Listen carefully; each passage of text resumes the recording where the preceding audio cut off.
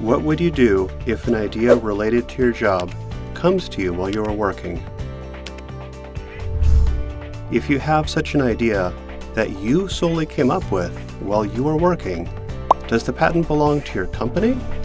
Would it belong to you as the idea came from your mind? Would it be co-owned? If co-owned, would you need a written agreement? Let's answer those questions. But before we do that, we need to define a few key terms.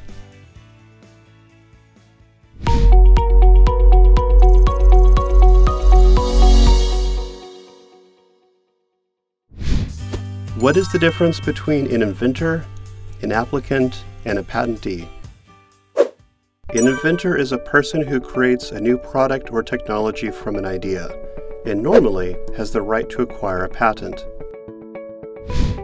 As the person who made something new has first ownership rights, the right to acquire a patent is normally granted to the person who first conceived the idea. An applicant is a person or organization who files a patent application. There are many cases where the inventor and the applicant are different. This means that the right to acquire a patent has been transferred to the applicant. If the right to acquire a patent has not been transferred from the inventor, it is called an unentitled application. This case is grounds for rejection when determining whether to grant a patent. If a patent for the invention has already been obtained, unentitled application is grounds for invalidation. A patentee is a person who owns a patent right. When a patent is registered, the applicant becomes the patentee. 18 months after the filing date of a patent, the Korean Intellectual Property Office, abbreviated KIPO, publicly releases the contents of the patent through publication of unexamined patent applications. When a patent application is registered, the registered patent is published in a Gazette of Registered Patents. As shown in the following, KAIST and IBS are applicants in the Gazette of the Unexamined Applications. Then, they are later presented as patentees in the now registered patents.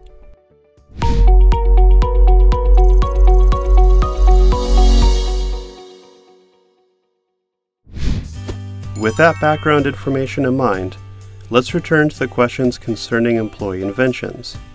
To whom would the rights belong to?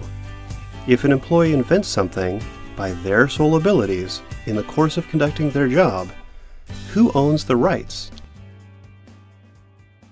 An employer provides employees, and in our case the inventor, with wages, research funds, research equipment, and research facilities.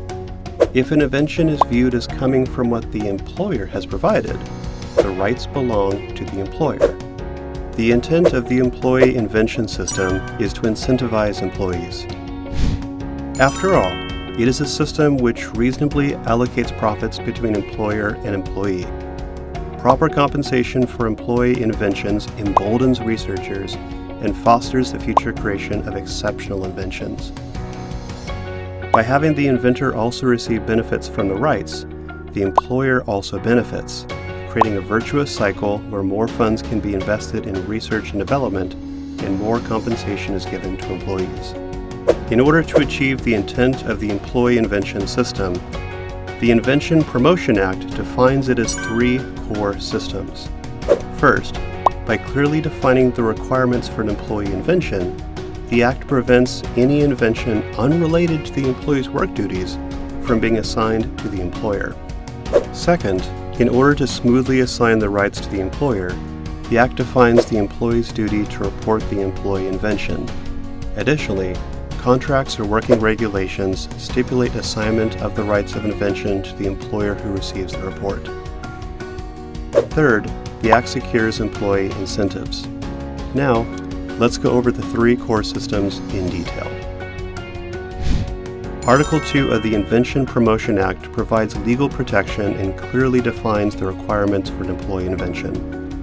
The intent is to protect the employee, namely the inventor, who is the weaker party in an employment relationship, by preventing assignment of inventions unrelated to the employee's duties. An employee invention should satisfy the following three conditions. First, the inventor is to be an employee. The judgment criteria includes an actual employment relationship, even if there is no employment contract. Second, the content of the invention is to fall within the scope of the business of the employer. Third, the employee's activities in creating the invention must pertain to present or past duties. These are determined when the invention is completed. Article 10.3 stipulates that a contract or employment regulations which lead to a non-employee related invention assigned to an employer shall be null and void. For example, if an employee of a smartphone company invented a diagnostic kit for coronavirus, does the invention qualify as an employee invention? Even if an employee invented a diagnostic kit for coronavirus during their work hours, it is a matter of work ethics, and the invention is not recognized as an employee invention. Next, the duty to report an invention and regulations of a pre-reserved assignment.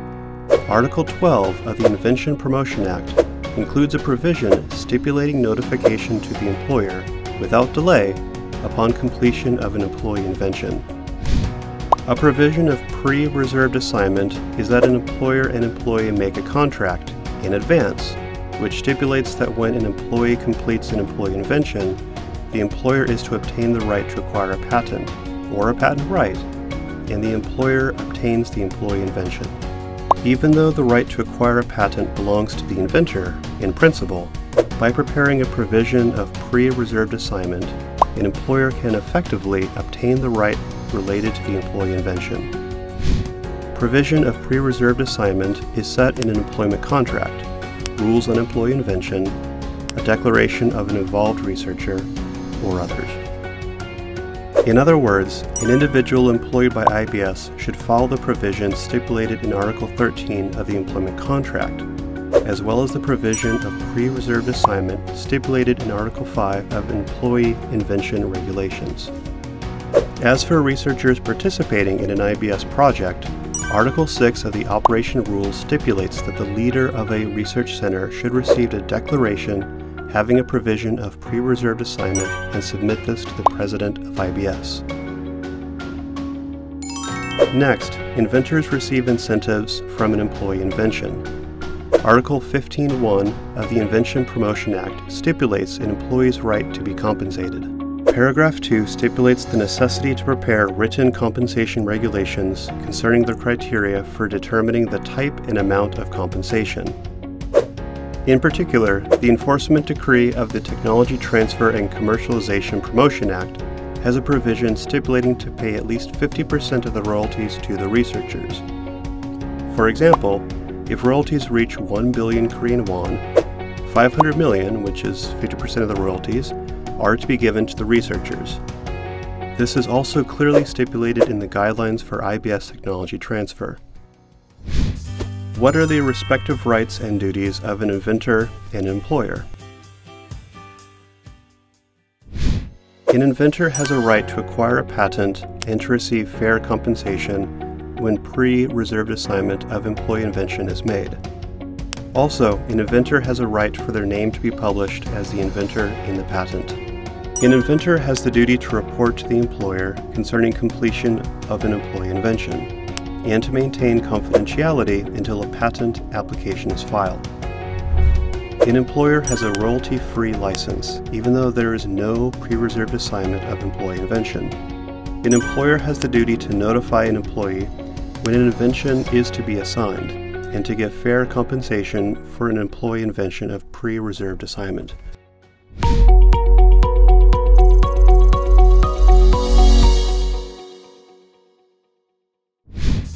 If many people participate in an invention, are all the people the inventors? An invention is usually developed through cooperation among many people. In this case, all co-inventors co-own the right to acquire a patent. This means that they co-own the rights according to their contribution. If a co-inventor belongs to another organization, the other organization owns the share of its co-inventor according to the ratio of their contribution. In many cases, it matters whether an inventor is entitled to be a co-inventor. In order to be deemed a co-inventor, it is necessary for there to be actual and mutual cooperation toward the completion of the invention.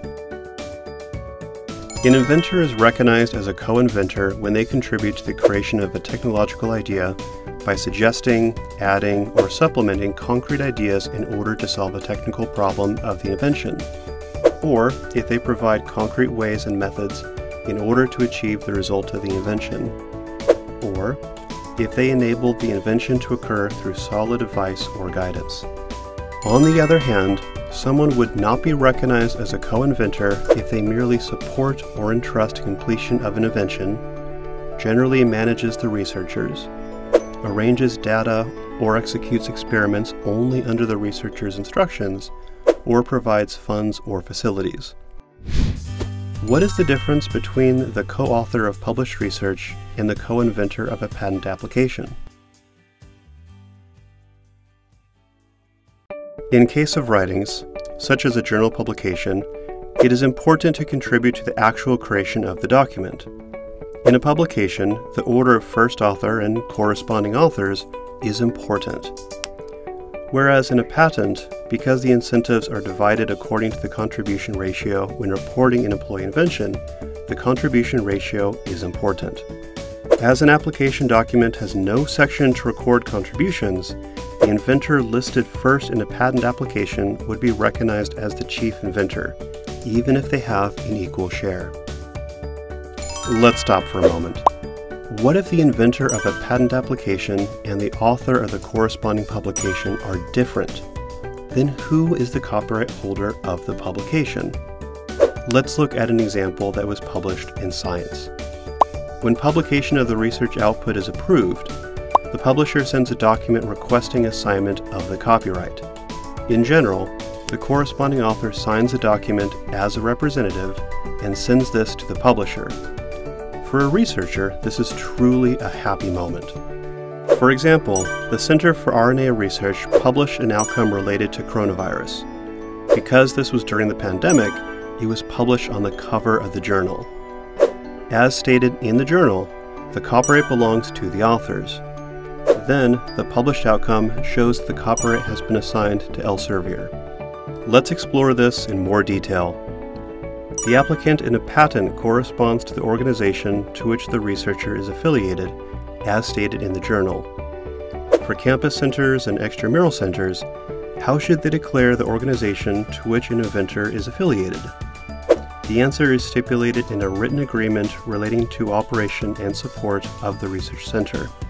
If research output is obtained as a result of the research project conducted at an IBS center, IBS is to be listed as the first affiliation, and the host institution will be named second. If you do not comply with this rule, the published research outcome will not be recognized as having come from the IBS Center. In managing the performance of national R&D projects, it is vital to properly record the organization to which the results belong. In the above work from the Center for RNA Research, the affiliation of first author Dongwon Kim and corresponding authors V-Neri Kim and Haeshik Chung first state the IBS Center for RNA Research, and then Seoul National University is listed as the host institution. The second, third, and fourth authors of this output are affiliated with the Korea Centers for Disease Control and Prevention. The publication shows the result of prompt collaborative research between these two organizations. The motto of IBS, which is making discoveries for humanity and society, is inherently related to the spread of science and technology.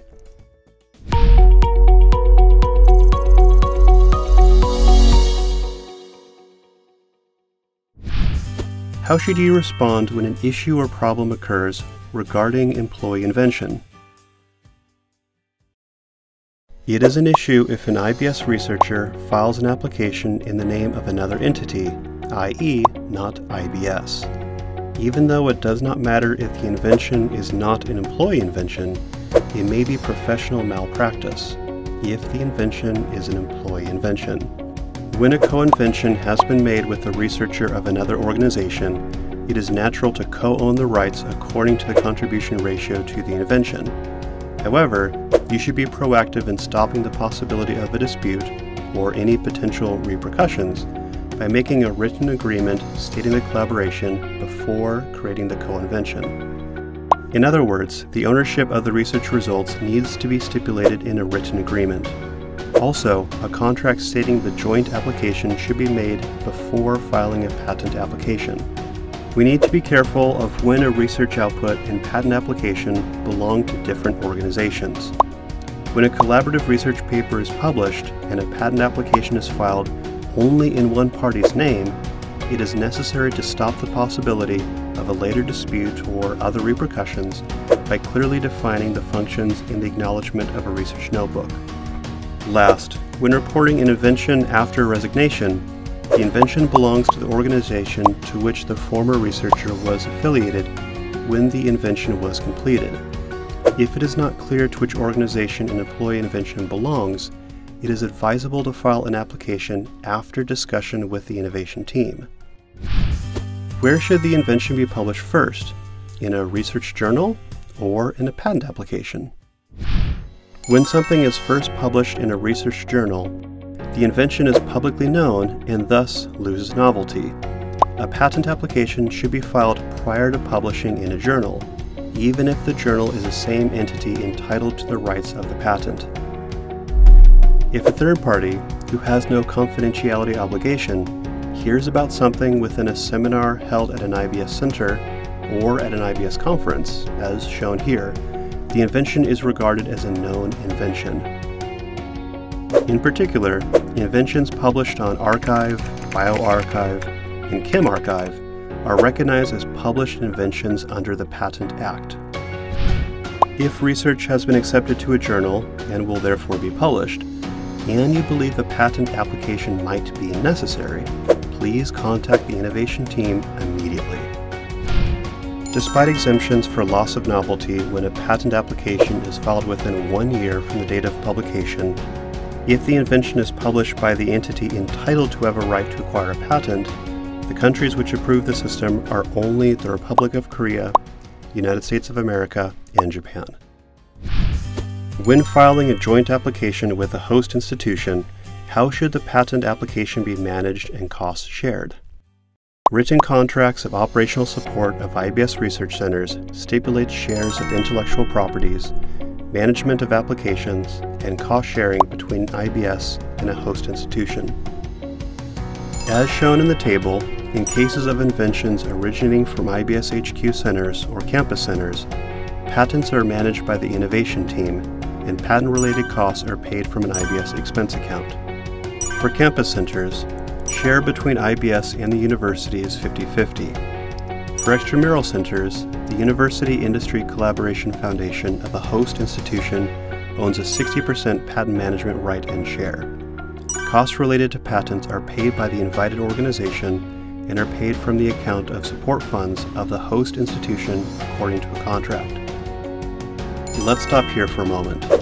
In the case of an extramural center, because the patent applications are managed by the University Industry Collaboration of the host institution, a sole application can be filed in the name of the organization without knowing that the invention is an IBS employee invention. In such case, please promptly report it to the IBS innovation team, as a failure to report it could be regarded as negligence. Next, I will explain how to share a co-invention with an outside inventor by way of an example. First, if the contributions are individuals working at an IBS campus center at Post-Tech, we'll call them A and B, are 20% and 30% respectively. An outside inventor, C, even though they are affiliated with Post-Tech, is 25%. And an individual inventor, D, is 25%. The share of IBS is 25%, which is half of the sum of the contribution of A and B. Post-Tech has 50% of the contributions. This consists of 25%, which is half the contribution sum of A and B, and 25%, which is a share of C. The last party, D, who is an individual researcher, has a 25% share. As to the costs, IBS should pay 50% of costs, which is the sum of the contribution of A's 20% and B's 30%. Post-tech should pay 25% of costs as per the contribution of C. The individual inventor should pay 25% of costs. There are a few matters to keep in mind when conducting collaborative research. If an IBS researcher conducts collaborative research with another organization, a collaborative research agreement should be created before starting the joint research. A confidentiality agreement, agreement of provision of materials, consignment research agreement, and more should be made. And the attribution ratio to the results should be clearly defined. If a co-inventor is omitted or an inventor who did not actually contribute is included, a patent can be rejected or a patent can be nullified. Please be careful of this. Case in point, many U.S. patents are useless if they cannot be enforced. Certain rights and duties exist with every joint application. Accordingly, the applicant should not claim only the rights. Finally, let's cover how to report an employee invention. When completing an invention, you will have a duty to report the invention. After approval by the director of the research center, please report the invention to the IBS innovation team through the patent management system. An invention jointly coming from an extramural center should be simultaneously reported to both IBS and the University Industry Collaboration Foundation of the host institution. It is worth noting that many cases of extramural centers omit IBS in the report of the employee invention. This is because the University Industry Collaboration Foundation of the host institution files an invention as the sole applicant without knowing that the invention is an IBS employee invention. Thank you for watching this video.